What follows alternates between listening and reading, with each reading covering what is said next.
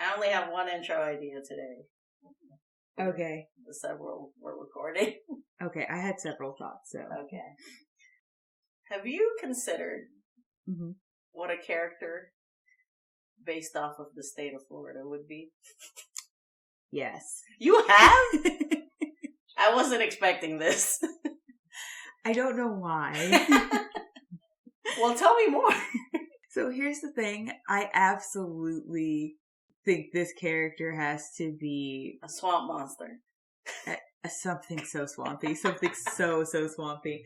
But like, so I was here's one of the things, and this is something that somebody else brought up to me that made me laugh so hard. Mm-hmm. And I was like, I mean, yes.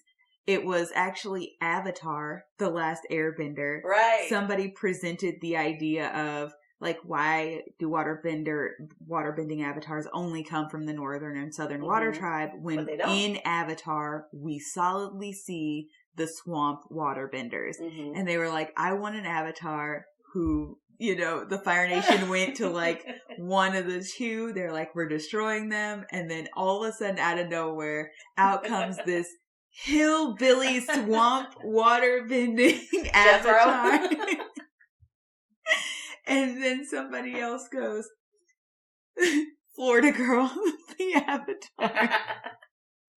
And that has not left my mind since I saw it. I was not expecting this. I thought I was going to fucking blindside you. It has not left my mind since I saw it. That is how much of an impression it made on me, because the swamp people in Avatar are so distinctly southern.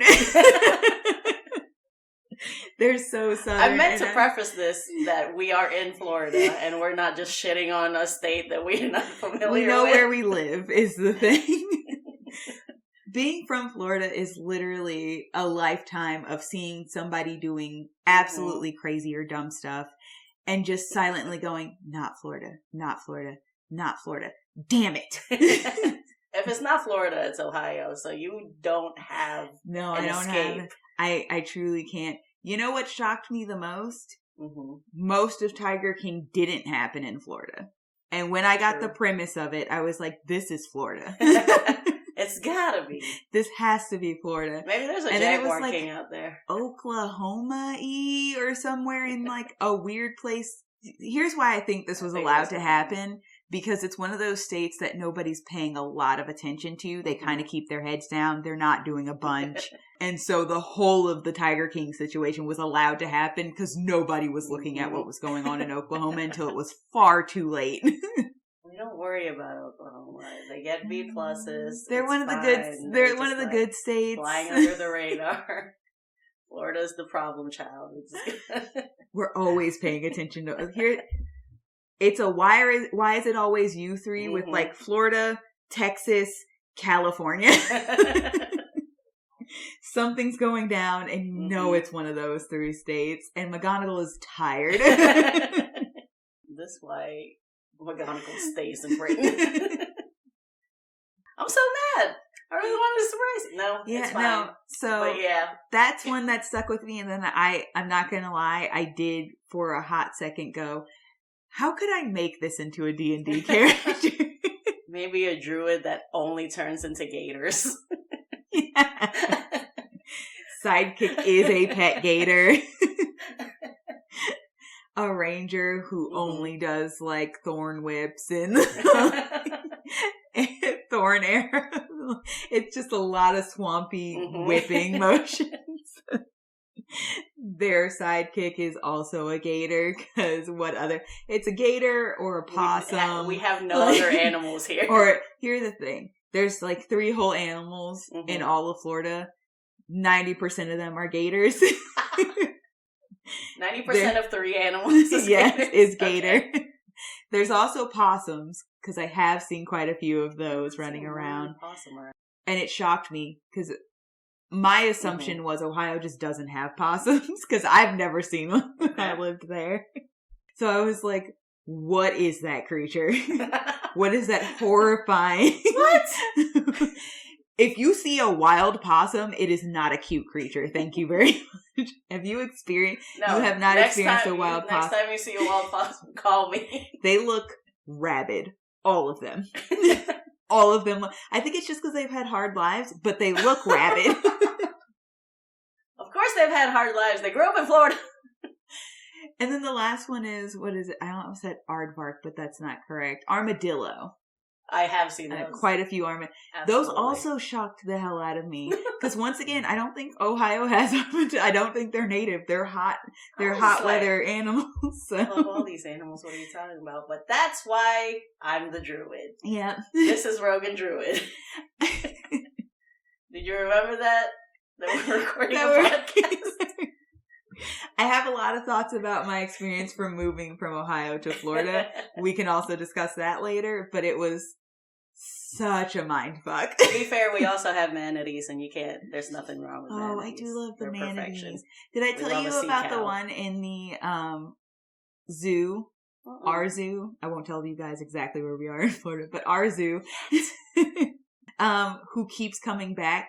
And the zookeepers are pretty sure it's just because he really likes chilling. Like, literally, when we went to visit, him and then... she was, one of the zookeepers was there when we went to go check them out. And they're like, because they only have rehabilitation manatees. They don't keep the manatees. If they can, they fix them up and they get them back out into the wild. Mm-hmm. There's one, I think his name is like Fred or something. And he keeps coming back. And most manatees know not to go into the cold water because they get that like freeze something, and it makes it hard for them to swim. Yeah. And then they have to be rehabilitated and put back in warmer water. Yeah. Fred has done this like 2 to 3 times, which means he's doing it on purpose this point. He just wants the seaweed snacks. He wants to be taken care of and massaged. Absolutely. Let's all strive to be a little like Fred. If we're not like Exploit Fred, the we're not doing it right.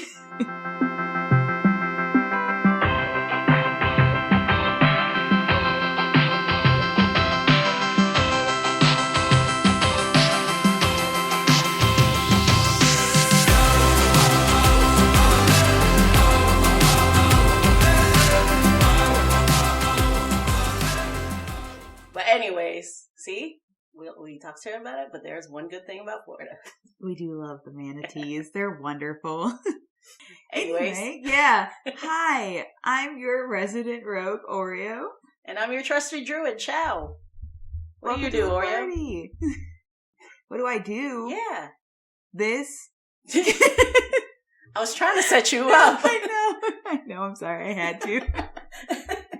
This. I make characters for Dungeons and Dragons. Just that's all I do. Literally, I have a job. I still only make characters for Dungeons. Our productivity is 0. I hope our bosses aren't listening to this. I don't think mine would. I don't think that's her thing. I'm evaluating. No, this is absolutely not her thing. No. Maybe some of my coworkers though. Hey guys. Hey guys. They don't know who we are. We live somewhere in Florida. What's good? What do we got today? All right, so we're back to our regularly scheduled programming. Our regularly scheduled bullshit.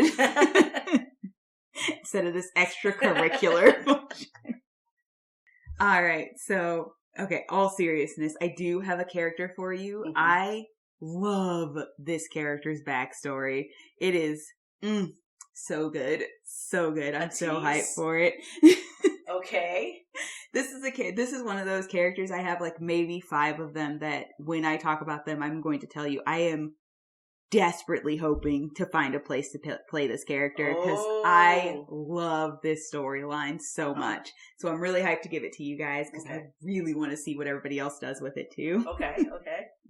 Okay, so the character today is Damaia, Ebonath, nickname Sapphire. Okay. Sometimes you tell me about characters in passing and I'm just like, This name does not sound any familiar to me at this all. is actually a more recent character. Oh, okay. But the backstory, I don't even remember exactly how it came. Usually, I'm like, I had a stupid encounter or a very simple encounter and it created an entire character for me.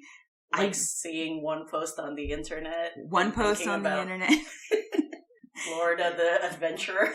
The one time I saw a fire dancer not too long ago, created a whole character. Somebody talked about making a monk. I jokingly said one thing, created a whole character. Like, this is just the commonplace for me. Do you remember Foster's Home for Imaginary Friends?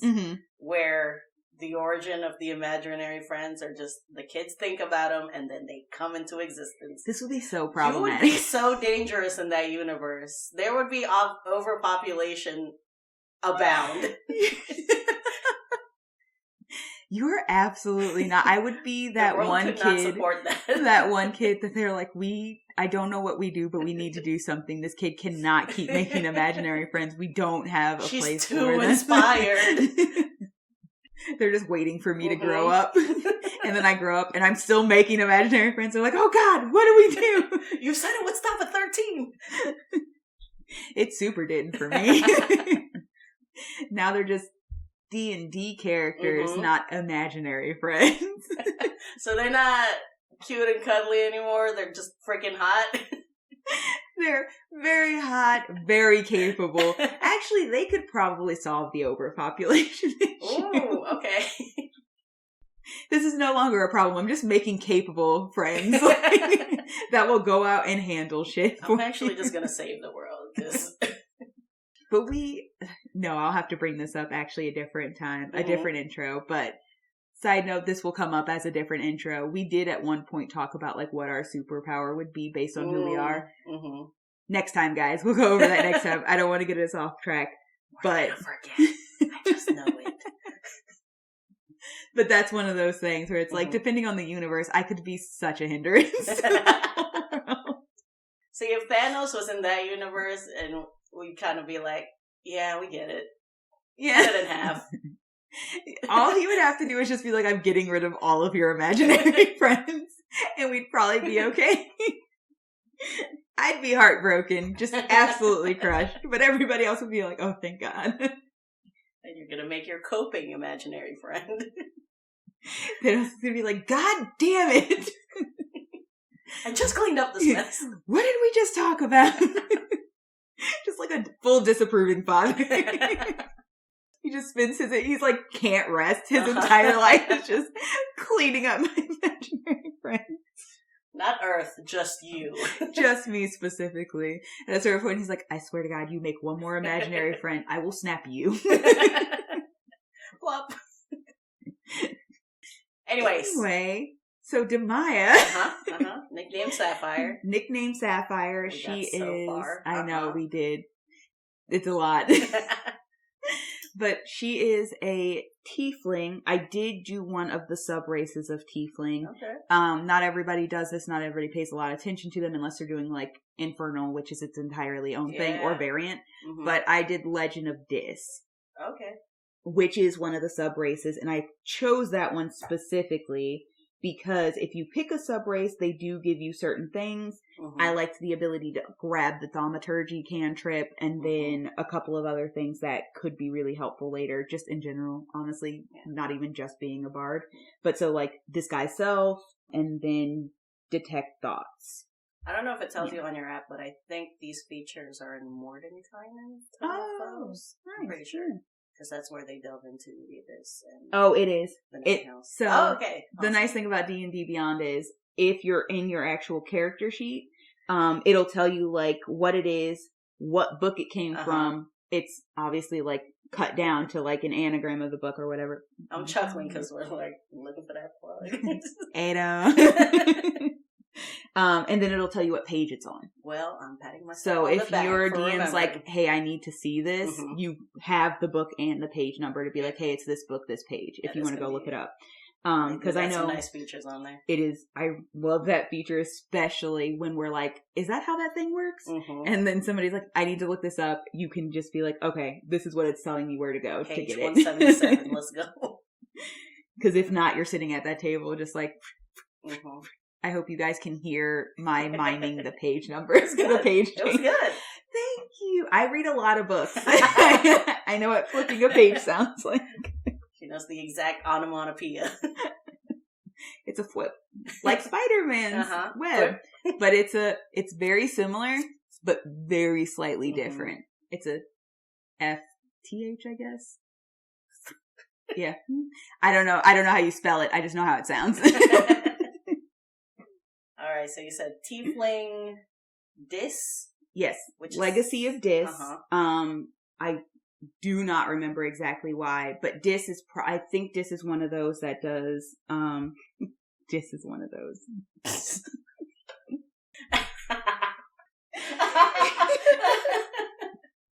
I didn't even catch it. You are very pleased with yourself. I literally was saying the actual name. I know. But it sounded like a pun and it got way funny. I think this is like a city on the first layer of hell.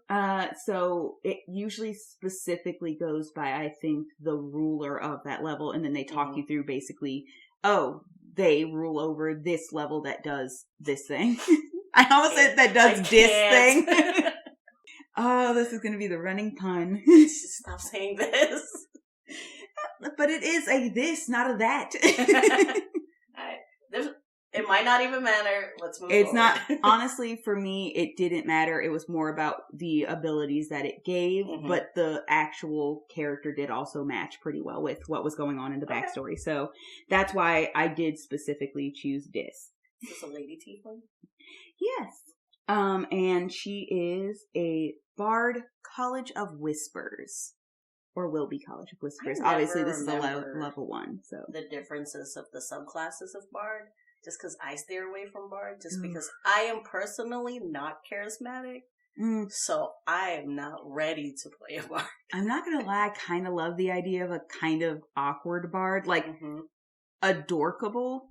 Not charismatic on purpose. But people just kind of are drawn to them. To be fair, I think we are awkward bards since we're doing a podcast. And we're not particularly comfortably charismatic. And here we are. So on point, honestly. Maybe I'm the thing that I've always avoided. Maybe, honestly. Wow. So you said College of Whispers. College of Whispers. That becomes very important during this backstory. Okay. But go on. She's older than a lot of the characters that I make. Not like old. She's only 30 years old. So like she's just a normal adult woman. But she's not like a young adult. But she's not like 20 just coming out of the world into the world. Like So okay, before I get really into like details about what she looks like, I will say, so specifically for this build, obviously as a bard, it is so important that charisma be your number 1. Right. But also because my mentality for her is she was a burlesque dancer. So her background is entertainer. Because obviously that makes the most sense. That's like what she did. I wanted to put her in a place or in a city that had almost like a very 20s prohibition kind of feel. So like very like jazz club, burlesque dancer / kind of jazz singer. And so like so visually obviously kind of play with that how you will, but like you can literally look up like burlesque outfit and like Google's like idea of what a burlesque outfit is. Those like really like kind of cheesy like we think this is what burlesque dancers in like the 20s and 30s looked like outfits, like full corset, crazy like fluffy butt situation. I see it perfectly in my mind's eye. But so obviously with that background given, definitely charisma just in general makes sense for her number 1. Dex and Wiz are the next 2 highest. Obviously you want Dex kind of high just because it helps out with like, you know, your performance, your shielding. But you can interchange Dex and Wiz. Wisdom was kind of just because it made sense for her to have more of a like streetwise type of personality. Like not necessarily intelligent, but like she's been around. Like she knows how shit works. And then so whichever one you feel like is more important for her at that point, just mix and match those. Obviously, strength is the lowest. Like her strength is in negs. She's not meant to be very strong at all. Okay. That's why Dex being high is also kind of important. And then to second lowest, intelligence, constitution. Yeah. Once again, those are pretty interchangeable. You can make her a bit smarter if you want. I figured those two would be lower because, like, she probably doesn't have much education. Mm-hmm. Like I said, 1920s-ish vibe. Like, she's not really going to school as a female. Like, and then she doesn't really have to do a lot of defending of herself because she has, like, the charisma. She usually talks herself out of situations. People aren't trying to hurt her. They're pretty enamored. Mm-hmm. So she doesn't have to be super stocky or tough or strong or anything like that. So that's basically how you would set up the stats for that one. And then, as I said, background, I picked entertainer, obviously. Not always for a bard. Sometimes you don't want to pick entertainer, but for this particular background, definitely the way to go. And then, so yes, 30 years old. She's curvier. She's like 5'5", so like 125, 130 pounds. She's obviously got some curves on her. People want to be able to, you want her to look like people want to look at her. You know what I'm saying? Uh-huh. Gold eyes. Mm-hmm. Indigo skin. Mm-hmm. And then long, curly, royal blue hair. Okay. She's going fast. I can only write so quickly. I can repeat anything. Did you say curly? Mm-hmm. Curly, gotcha. Tight curls? Yeah. Tight. Underline. Just so voluptuous. Mm. Okay. It's like thick. Mm-hmm. Chaka Khan? Yes. Do a full shaka. Okay. I'm writing it down. Full shaka. I also gave her, because obviously as a tiefling, I do like to give my tieflings horns. Mm-hmm. Every time. Some people don't. I love those horns. I gave her, what like antelope horns look like? Except not not vertical, horizontal. So you know how like antelopes have like the kind of wavy horns and they go straight up? Yeah. It's like that, but straight back instead. Oh, I see. Yeah. And obviously because she's an entertainer, she does wear like cute little cuff chain things, decoration. She does adorn her horns. Oh. Yeah. I just really like how that rhymed. Yep. As I started to say it, I was like, oh, that's a rhyme. All our tiefling listeners out there, don't forget to adorn your horns. It's so much, like, this is why I love horns, though, because I'm like, this is such a fun way to, like, show off the personality of a tiefling without saying a single word to anybody. Mm-hmm. Just, like, how are these horns situated? Are they plain? Yeah. Are they, like, shaved down, which is an interesting concept? Are these, like, full, bold, out, and loud? Like ram horns? Yes. Pointing forward.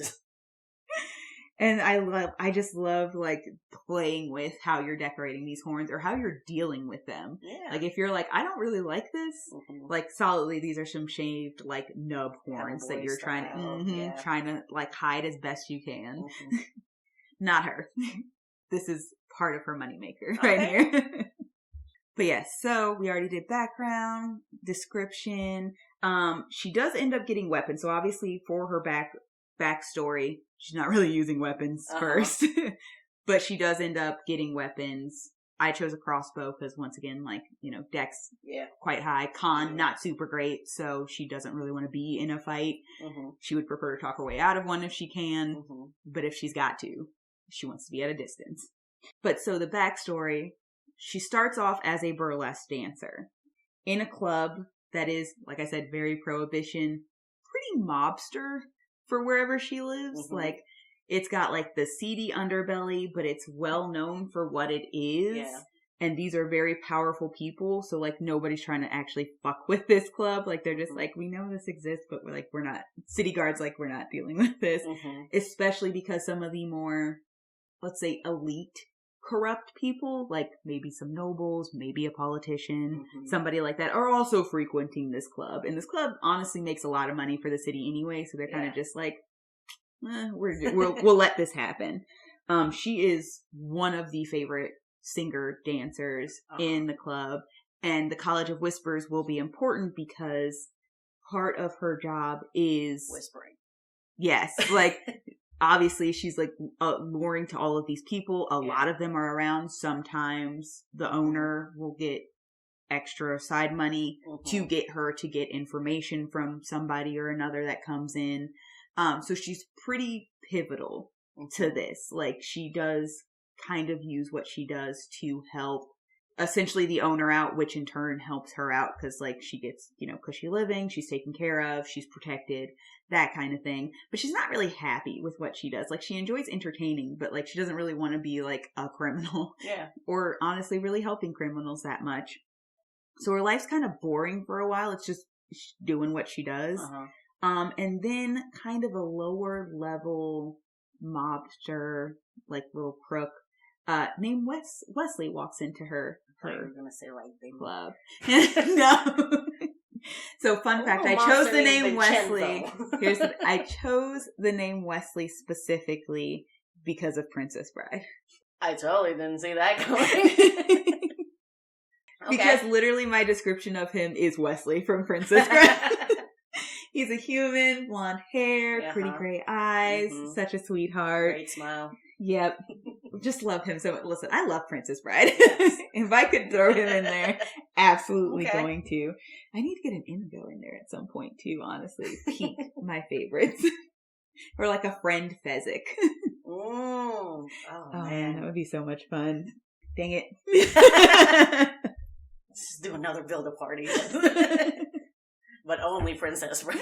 All Princess Bride characters. But yeah, so she meets Wesley. He's not like all the other guys who are showing up. He's kind of like, I actually want to learn about you instead of just being enamored with the person you're presenting to everybody. And so they kind of get really invested in each other. They start to fall in love. He's like, what if we just like left? Like what if we went off and just like found our own place? I have one last job I'm going to do. It'll set us up for life. I'll take the money and we'll run away together. Somebody, whether that be somebody he knows or somebody she knows, finds out about this plan. One of the big mobsters, who she is a very valuable asset to, is not happy at the idea of her trying to leave. Right. So Wesley is killed to prevent her from leaving. And she's basically told, you're not allowed to go. Damn. Like, you don't get to leave this situation. As soon as you said the plan, I was like, this isn't going to end well. Nope. Okay. That's why it's a backstory. Like. Yep. It super does not. They don't know exactly who they were betrayed by, obviously. She has no idea exactly who. She doesn't know if he, like, told a friend, thinking he could trust them. If, the owner of the bar or a bartender or somebody else who worked there kind of overheard what was going on or something like that. She truly doesn't know, but she is fucking pissed. Like, you took my chance at a life away from me. And so she fucks off anyway.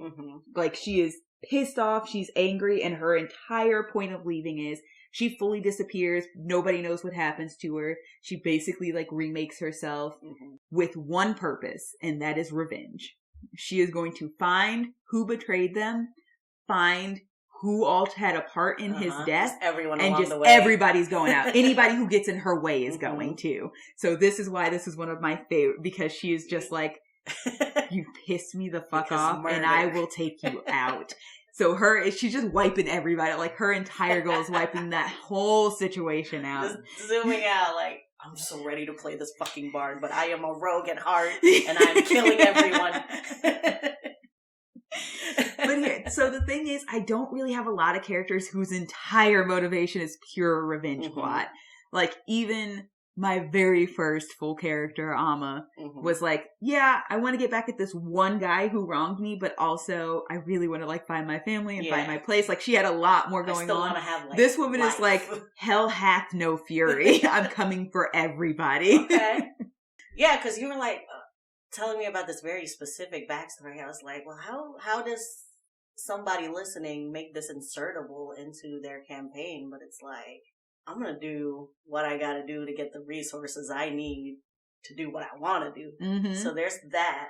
And also, you could go full Princess Bride on it. Wesley didn't die. Dread Pirate Robert. So that's the thing, too, because specifically do not mention that she sees him die. Mm-hmm. She's just told that he's dead. Ooh, so if you did want to, you could have her like, and this is like just a great, so the thing I love about a good backstory is you can have them doing what the campaign needs and also have them working on their own, essentially side quest, which is their specific backstory. Mm-hmm. That's the way a good DM also integrates your backstory into a story. And as a player, you want to have a backstory that is integratable, like it makes sense why you're with this team doing a thing. Yeah. So like, if this girl has disappeared and left all of her resources behind, she needs money, she needs training because she's never had to do a lot of fighting herself, but she has a big ass revenge plot in her backseat that she's trying to get handled. So she kind of needs, and she needs allies, honestly, like she doesn't have any anymore. So rolling with a party that has a goal with the understanding that she's like, I also have a goal and I need some help achieving it also makes sense. You know what I mean? Right. And that's a great way to like be like, this is why she would work with these people. She needs money. She needs resources. She needs training. She needs allies. Like there's a lot of reasons to be with the party. And there's a lot of reasons. And there's a great way to be like both. I'm a little bit hardened by this situation. So like, I'm not really going to trust everybody. If you like to play a character who's a little bit of a lone wolf, but not so lone wolf that they're like detrimental to the party. But also, but also understanding that like, as a character, you would be less inclined to like talk about your background. Like you're trying to essentially sneak up on very powerful people. So you don't really want everybody to know. And that's a great way to work into like the slow buildup of trust with your other players. And those are some of my favorite moments. But so Wesley still being alive in this revenge plot, possibly not being super necessary, or turning it into a like, honestly a rescue mission. He's still alive, but he's trapped now and you need to go get him out. So now, and this is why I also love this like turn of events, like, oh, I'm the woman, but I'm rescuing my damsel in distress. Who's my man? I'm going to get my man. Or just like finding out along the way that like some of the things you didn't know, or this is going to be harder than it is, or it's way more complex and integrated than you thought it was. Or like people you thought cared about you are the people who betrayed you. Like imagine like the actual bar owner, because he's like, I also made a lot of money off of this deal and I kind of overheard. So I'm the reason that he's dead. And having to face that kind of painful dilemma of like, this was my entire goal. Do I let you live even though you are directly at fault for this? Or is my rage so deep that nobody survives? Nobody survives. I mean, like, in one campaign, it could be just like set just in the city, and everybody in the party is just in the city, has ties to the specific situation, and also wants everybody out. Yeah. Or it could be like, I'm gonna go to the next continent over and get some resources, and then ask your party out of character, hey, can we spend like 2 sessions so I can get my revenge? After you leveled up a little bit. So it's still very flexible, even though it's so detailed. Yeah. Because it is a very specific backstory, but like the wonderful thing is if you have a world, all you would really need to give your player is like one town, one city, or even the next country over. That is just like this weird like 20s vibey like place or something like that. That just has that aesthetic. Because like one of the things I love most is when you're like, these are all towns in this fantasy world that I created, but they very clearly are distinct from each other. So you're not just going like, oh, this fantasy town is Middle Ages England, just like every other fantasy town we go into. Like, give them some character as well. Give the whole town a vibe. So when you meet people from those towns, you're like, oh, I distinctly remember this place. I distinctly remember the type of people you're running to in this place. So like, even if you just have like the cheesiest like 1920s New York, like, say, what do you mean? Type at, like, you know? Do you remember those, like, so cheesy, so bad? I feel like you're also surprised by the voice that just came out of you. I had it in theory, but, like, in actual practice, it was even funnier than I expected. I just picture, like, your typical barbarian, like, I remember this city, it didn't have booze. Yes! There's one place, and then, like, it would be even better if, like, as a character, obviously, you didn't say you'd been there before, and you're like, I know a place you could probably get booze. And I have business there anyway, so. I mean, we love a murder arc. Yeah. And I think the best part about this character is you could have this character completely stick to the full murder, or like, I won't be satisfied until everybody's dead. Mm-hmm. Or depending on what your party makeup is, you could have a character who kind of learns to get past that arc. Like, it won't bring them back. When you bring them to like the final moment of like, oh, this is the person who actually like set this whole thing up. This is the person directly responsible. Mm-hmm. And if it's somebody they care about, like, you can do this, but you could also not. Yeah. Or is it like, is this actually going to make you feel better? Is this going to bring him back? Mm-hmm. And that's a great moment from like, it's not worth it. You're right. Mm-hmm. Like, I know I can survive this. But I need you to also know that you're fucking dead to me. And just kind of like walk away like you were saved by them, and you should never forget that that's why you're alive. Or even better, like since we're doing like a full Princess Bride, one of my favorite moments is Inigo Montoya. Mm-hmm. Side note, that scene, Mandy Patinkin, who plays Inigo, literally was in this scene I'm about to discuss thinking about his father who had just died from cancer. And there's a scene where he's talking to the six-fingered man. This has been the person he's chasing his entire life. He's finally he's bested him in combat, and he's basically begging for his life. And the six-fingered man is like, I'll give you, anything you want, anything, just ask for it. And he's like, gold, riches, a castle. And he's like, yes, anything, just tell me what you want. He goes, I want my father back, you son of a bitch, and stabs him. Mm-hmm. And it's that type of reaction where it's like, I'm so sorry, I'll give you anything. And it's like, okay, I want Wesley back. Mm-hmm. You can't give me that. Unless. Which would also be interesting if they're like, you're like, I want Wesley back. Beat that. Like, and they're like, I know a person. And you're like, oh shit. Mm-hmm. Ooh, that could just be like the start of the campaign. Like, and then you find out maybe Wesley's still alive and he's a pirate, and then you go fucking find him. You could just turn this into Princess Bride with a way more hard ass Buttercup. Lovely. Anything else? No, that's the big. I already told you what weapon she had and everything. Wow, we already did a description. It's such a good backstory. This is what I meant when I said I'm so hype about this character. Honestly, I want you to play her soon, just so we could just do a murder party. Just let your party be murder hobo sometimes. I think I have a murder hobo in my back pocket. Yeah, ready to go.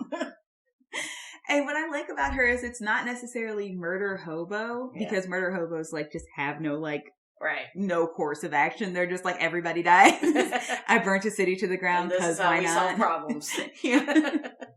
You talk too much. Death. I asked you a question. I was trying to get to the answer. I guess you chose death. What?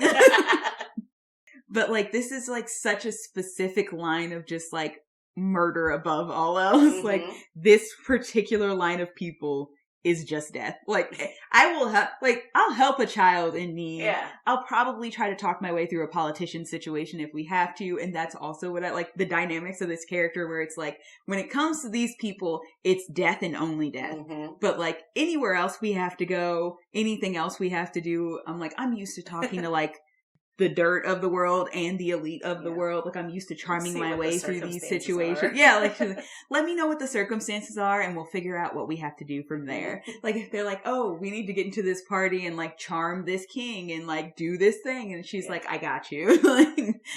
But Vincenzo. Yeah. But no, he dies. Throwing some people, I will also say, just this note for the DMs, throwing some people connected to that background storyline into situations where she needs to be like charming and clever and not go full murder revenge would also be very interesting. True. You know what? One of the corners I like to touch every episode is, how do we hurt this character? But you already came to me with her hurt. Yeah, so, she's already rude. She's very okay, so she is already absolutely hurt. She's solidly in the anger phase of like grieving. I do have one for you, which would be very interesting. Okay. And super fucked up. Wesley never loved her?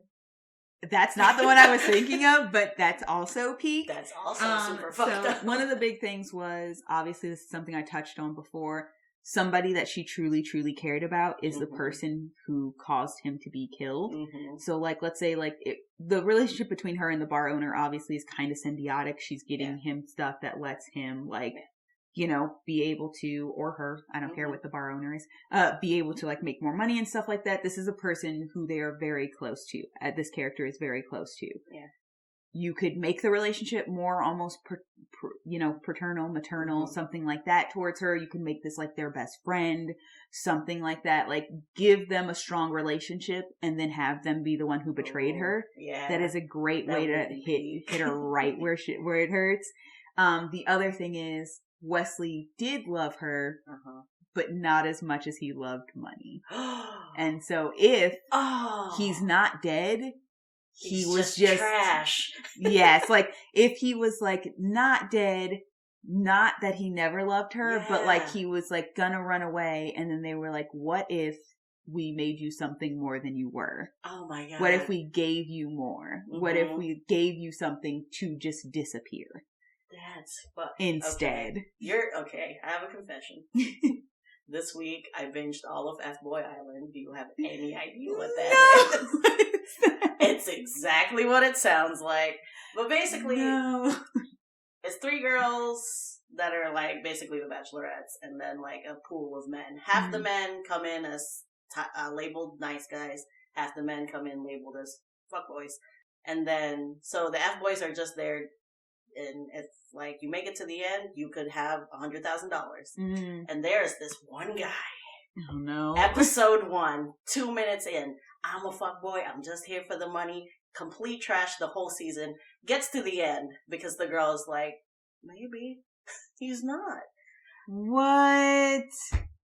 Gets to the end and she picks him. The host is like, okay, so do you choose to pursue this relationship and split the money with this girl? Or do you choose to end the relationship and take all the money for yourself?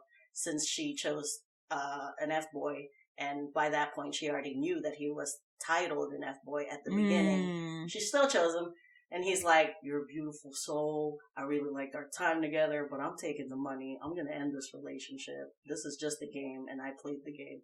And I'm like, the audience saw this coming, poor that girl, but this is exactly like I'm not gonna lie, there's a part of me that's like, I'm not super sorry for this girl. At a certain point, you need to learn a bad guy's just a bad fucking guy. Like, you cannot keep letting yourself be like, I can fix him. You can't. Like, literally, the last episode, they bring back all the dudes and they're like, hey dudes, tell us what happened while you were all living together so that these girls know everything about them before they make their final decision. And everyone was just ragging on this dude. And then it was like, hey, clap if you think she should end up with this dude. It was absolute silence. And still. Yikes. I mean, I know, like, reality shows are all, like, how it's edited. They're trying to tell a story. But still. At a certain point, there's just, like, choices you are making. That's what it is. But that's just the vibe I got.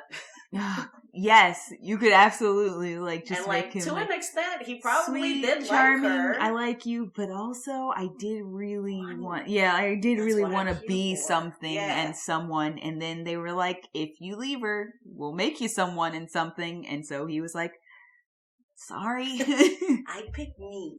Which is usually a good thing, until it's not. I'm sorry, we had to spend time discussing the show. You know, this was fitting. And it was a really, really good, like, example of the exact type of situation. So if you guys want to know what it would be like and how to make that Wesley the Wesley that you're playing with, go watch F-Boy Island. Look out for Garrett. His name is ingrained. Fucking Garrett. Fucking Garrett. I just. It was a ride watching that show. It sounds like it. I probably would not have finished. I would have been exhausted if Garrett kept making it. It was exhausting. But there are several ways to hurt this character, for sure. So yeah, go out and play her. Making Wesley a piece of trash didn't cross my mind. Oh, God. That's a good one. Yeah, that would be the most shocking. Honestly, that would truly be the most shocking way to do it. Probably because you set him up as Wesley from Princess Bride. Exactly, and that's why it would be the most shocking way to do it. It's no. He kind of looks like Wesley from Princess Bride. Mm-hmm. Personality-wise, this is not Wesley from Princess Bride. Personality-wise, it's Garrett from We gave him the charming looks of Wesley from Princess Bride and the shitty personality of Garrett from F-Boy. Awesome. In the past episodes, there have been lessons and reflections of real life and your inner self that we've talked about, but this one is just murder. No, there's an important lesson here, and it's thanks to you bringing up Garrett. Fuckboys are fuckboys. Stop trying to think your magic vagina will save them. Mm-hmm. It won't. Pick a good guy. Just pick a good guy. Or pick a good girl. Hell, just pick somebody nice. Just not the fuckboy. Just not the fuckboy. You can't. They don't think they need to be fixed, so they're not going to be fixed. Exactly. And also, it's not up to you to fix a person. It shouldn't be. They should want to change because they want to be better. Mm-hmm. And if you keep thinking, I can change them, you're in a bad relationship. Mm-hmm. Get out. And sometimes, people sometimes don't change within 3 weeks. Take that as a red flag. Most people don't change within 3 weeks. Progress is not linear. Mm-hmm. 3 weeks is not enough time to stop being an F-boy and stop just wanting the money. Old habits die hard. All of these sayings exist for a reason. Yes. Exactly. Okay, so that's the lesson? That's our lesson. Okay. Fuckboys are fuckboys. Pick somebody nice for yourself. Or just be happy by yourself. But if you're a fuck girl and y'all doing that little thing, fuckboys, fuckboys, it's all good. If you're a fuckboy or a fuck girl, go out and have your fun. Don't play with people's emotions, though. Truly. That's the 2 lessons. If you want to go out and just fuck, go out and fuck. But don't play with people's emotions. If you think you can fix a fuck person, exactly. Don't try. Because they are who they are because they want to be who they are. And you deserve better than that. Get them. Are we good? Yeah, that's everything about it? That's it. That's the whole thing. That's our lesson for this one. Please, somebody tell me how she plays. I love this character so much. Also, I love gender bending your characters. Or how he plays. Ooh. Give him a girl or a guy. Ooh. Give him a changeling. Ooh. I'm so excited about all these possibilities. Give whoever they are somebody to destroy them. I mean, whoever they are, they just sound hot. But yeah, we do also want to, as always, remind you that there will be a speed draw of Damaia, as I have described her, though definitely feel free to gender bend if you want to. Up on our just show me both versions. Ooh! I love the word for too hot people. I'm just here to give you hot people to draw, man. Hey. These are my 2 types of characters, hot and adorable. They keep me drawing. I do this for you. Anyways, it's on YouTube whenever you react to it. We will have on our YouTube Rogue and Druid Pod the reaction video where I actually get to see these for the first time. And then we will also have on Instagram the final product speed draw. Yeah, a super quick speed draw. The Instagram is Rogue and Druid. Yes, that. Instagram Rogue and Druid, YouTube Rogue and Druid Podcast. Please rate us, preferably 5 stars. Truly up to you. No pressure. Stay away from the fuckboys if you're looking for a real relationship. And vice versa. Yep. Stay away from the real relationships if you're looking to be a fuckboy. Exactly. Bye, party. Love you. Bye, party.